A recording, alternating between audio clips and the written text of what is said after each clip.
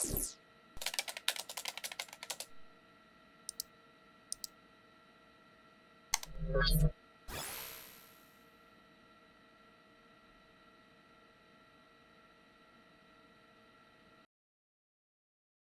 satu kata yang muncul di kepala kamu jika kamu mendengar kata bunga? Indah, harum, warna-warni, atau mungkin cinta?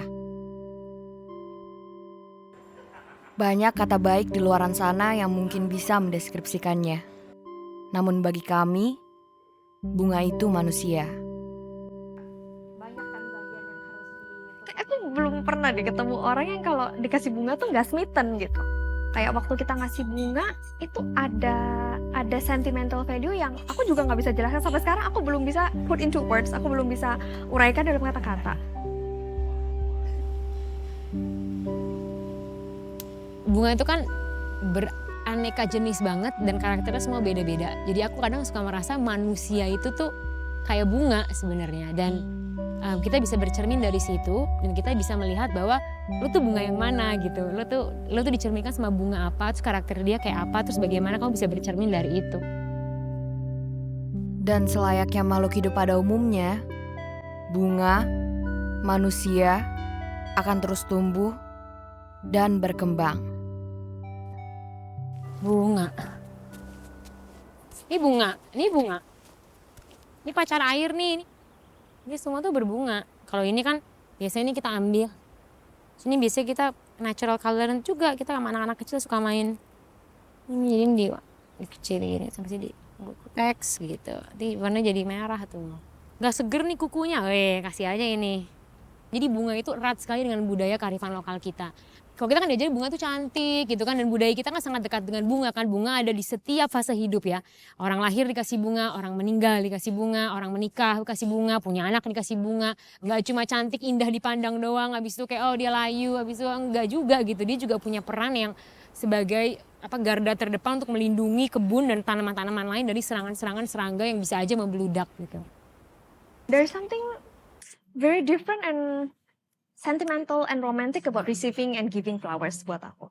Kayak ada yang beda pada saat kita terima bunga tuh, meskipun orang nggak suka bunga ya, tapi itu pasti bikin orang itu kayak minimal senyum dulu gitu, kayak apaan sih, kenapa kasih bunga gitu. And itu aja buat aku kayak udah tuh, udah beres tuh, udah that's the purpose, you wanna make someone blush gitu, kayak kok dikasih bunga. Tumbuh itu bukan perkara yang mudah, butuh proses, waktu, dan juga tenaga. Kalau kita bicara waktu dia tumbuh ya beda-beda. Cuma memang kayak misalnya satu contoh, misalnya kita nanam bunga matahari atau bunga pacar air, itu butuh waktu 4-6 bulan semenjak ditanam di lahan untuk dia berbunga. Cuma sekitar sebulan, habis itu dia mati, mengering, habis itu kita harus nyemai lagi dari awal. Sangat bersyukur sih bisa berkebun, jadi aku bisa punya perspektif dan pemahaman lain akan keagungan si bunga itu, nggak hanya sebagai cantik dan estetik sebuah kebun, tapi sebagai protektor dan pelindung kebun itu juga. Selain dia mengundang polinator kayak kupu-kupu, lebah dan lainnya, dia juga penghalau serangga gitu. Jadi kalau kita nanam sayur dan sayur kita kemungkinan besar akan dimakan oleh serangga juga, yang mending kita tanam bunga.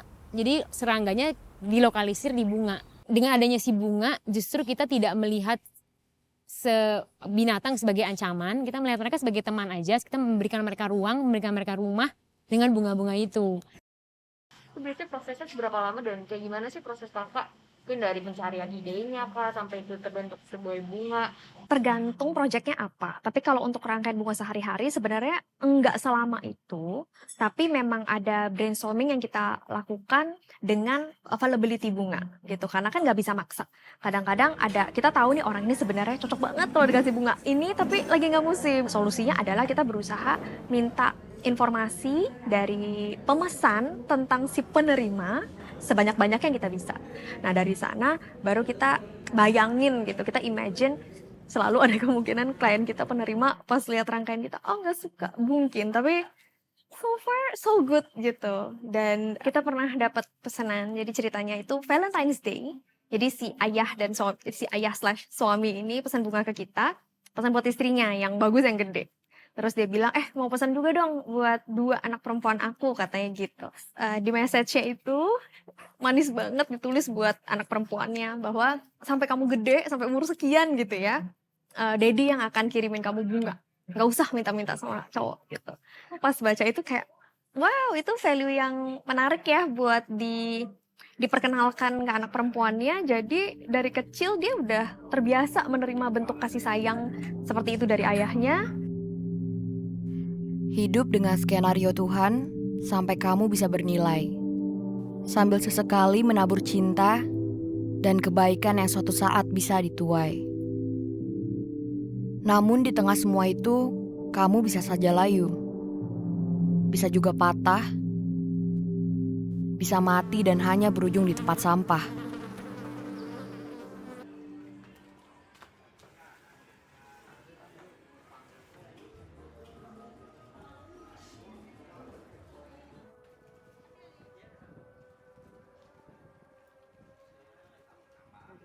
Sampahnya kalau kira-kira kan di sini kurang lebih hampir tiap hari ya. Kadang kalau misalnya banyak nggak banyaknya kan ya kadang-kadang 5 gerobak atau kadang-kadang kalau lagi banyak itu sampai 10 gerobak. Karena bunga yang dibuang itu lebih banyak. Tidak digunakan, tidak dipakai, nggak dipilah. Bahkan sekarang mungkin dibuat kompos aja, yang dibuat pupuk itu udah jarang. Kalau dulu ada ya? Kalau dulu ada di sini produksinya langsung, ini langsung dijual, tapi sekarang udah enggak. Karena kenapa banyaknya? Kalau misalkan seperti contohnya ada kejadian seperti macam demo, itu kan misalkan memberikan salah satu pengaruh.